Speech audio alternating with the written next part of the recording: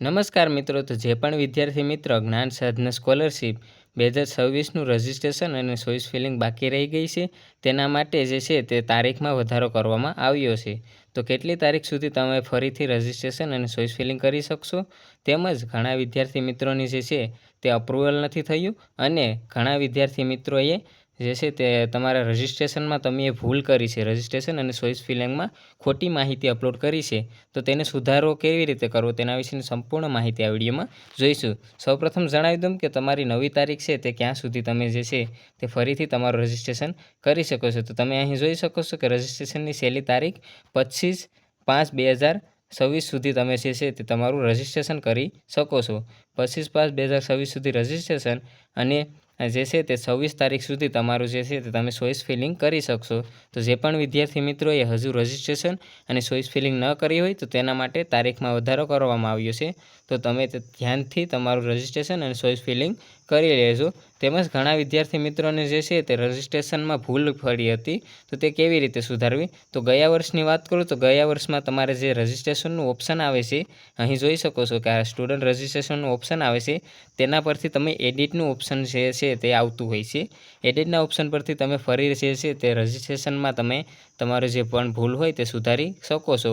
પણ હજુ સુધી અત્યારે જે એડિટનું ઓપ્શન આ વખતે આવ્યું નથી. તો આ વખતે તમે લોગિન કરી અને તમારું જે છે તે તમે તમારું ભૂલ છે તે સુધારી શકો છો તેના માધ્યમથી, અથવા તો જો ન સુધરે તો તમારે ડીઓ કચેરીમાં કોલ કરવો પડશે.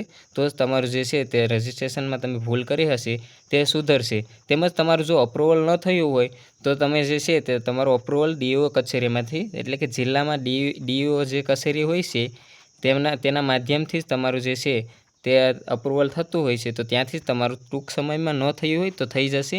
અને જો કોઈ પણ પ્રોબ્લેમ આવે તો તમે તે ડીઓ કચેરીનો સંપર્ક પણ કરી શકો છો. તો ત્યાંથી તમે તેની જાણકારી તમને મળી જશે. અને ચોઇસ ફિલિંગમાં જો તમને ભૂલ હોય તો ચોઇસ ફિલિંગ ફક્ત ને ફક્ત ડીઓ કચેરીમાંથી સુધરશે. તો ત્યાંથી જ્યાં સુધી ફાઇનલ મેરિટ લિસ્ટ ન આવે તે પહેલાં તમારે સુધારો કરવો જ પડશે. નકર તમારું જો ફાઇનલ મેરિટ લિસ્ટમાં નામ પણ આવી ન શકે છે. એટલે કે નામ તમારું જો વધારે માર્ક હશે અને તમે જો મિસ્ટેક કરી હશે તો તમારું નામ છે તે ફાઇનલ મેરિટ લિસ્ટમાં નહીં આવે. તો તે તમારી જવાબદારી રહેશે. એટલે કે તમારી સંપૂર્ણ પ્રકારની જવાબદારી તમારા ઉપર હોય છે. તો તમારે ધ્યાનપૂર્વક તમામ જે માહિતી છે તે સરખેલી અપલોડ કરવાની રહેશે. પછી મેરિટ લિસ્ટ છે તે ટૂંક સમયમાં, હવે તમારા ટૂંક સમયમાં મેરિટ લિસ્ટ આવી જશે.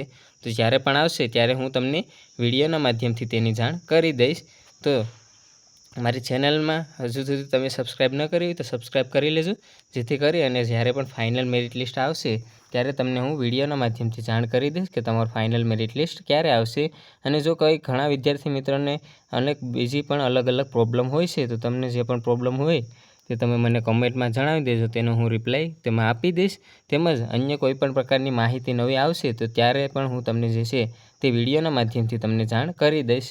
કે જો કોઈ નવી માહિતી આવશે તો ત્યારે તેની જાણકારી હું તમને વિડીયોના માધ્યમથી આપી દઈશ. તો મારી ચેનલ સાથે જો જે પણ વિદ્યાર્થી મિત્રો ન જોડાયા હોય તે સબસ્ક્રાઈબ કરી લેજો, જેથી કરી અને કોઈ પણ પ્રકારની નવી અપડેટ આવે તો તેની જાણકારી તમને સમયસર મળતી રહે અને તમે જે છે તે તમારો યોજનાનો આ લાભ છે તે સારી રીતે મેળવી શકો છો.